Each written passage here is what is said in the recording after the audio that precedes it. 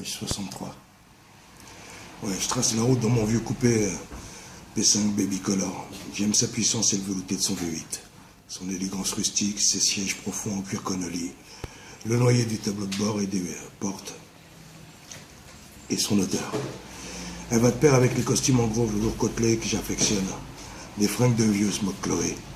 Je renoue avec ma propre et irrémédiable solitude. Somme toute, le choix entre me mentir pour faire joli dans mon décor, négocier ma lâcheté ordinaire ou celui de faire ce que je sens. Les mensonges, les miens et ceux des autres, ceux dont je fais partie avec ou sans mon accord, me rendent prisonnier plus sûrement que la privation de liberté. On en est tous là. Écrire me renvoie à leur humanité et à la mienne. Le comédie cesse, le brouhaha aussi. J'entre par la porte de service, je deviens spectateur de l'autre, de tous les autres, et donc de moi. Un monologue ininterrompu où chacun, celui qui écrit et celui qui lit, fait semblant de s'intéresser à l'autre. L'écouter parler pour pouvoir encore parler de lui.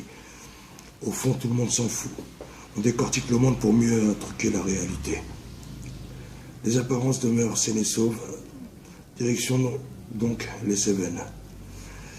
La terre, les camisards, les malcontents, les gueux en chemise, avec deux mots d'ordre, résister et la liberté de conscience. J'aime l'idée de les associer à une terre où ils se sont aussi courageusement que violemment défendus. Il neige. Des petits flocons serrés. Je ne consulte jamais la météo. Ça me fiche le bourdon, ce ciel encadré, encarté de prévisions scientifiques où tout est menace, tout est problème, tout est déprime. Peu de pneus neige, juste des grosses pierres dans le coffre. Un vieux truc super antidérapant.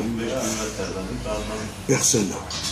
Juste l'eau qui grisonne et ce paysage lunaire que les arbres calligraphient de leur silhouette dénudée et moi glissant dans l'engouement du temps. J'aime cette solitude onirique.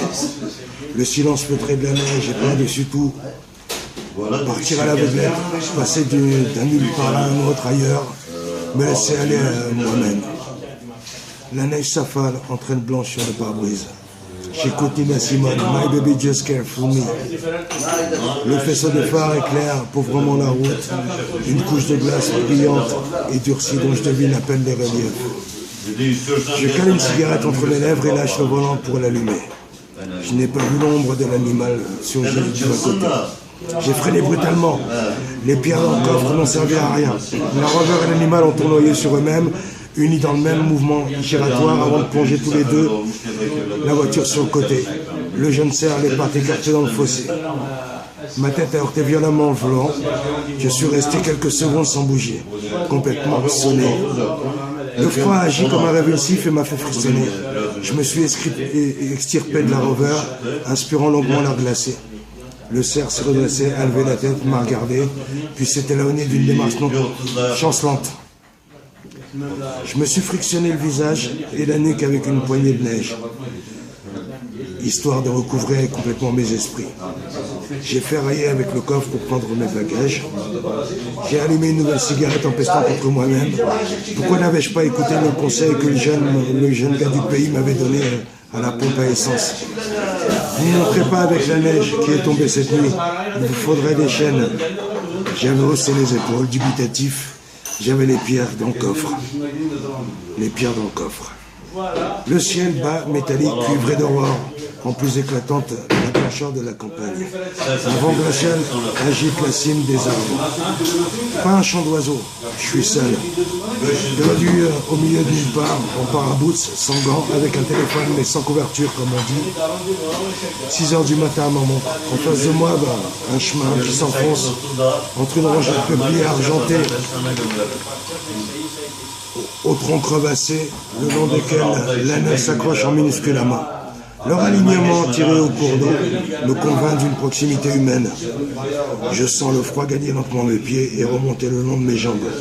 Je pars dans cette direction, courbé en deux et en colère, col relevé, une main dans la poche, tenant ma valise.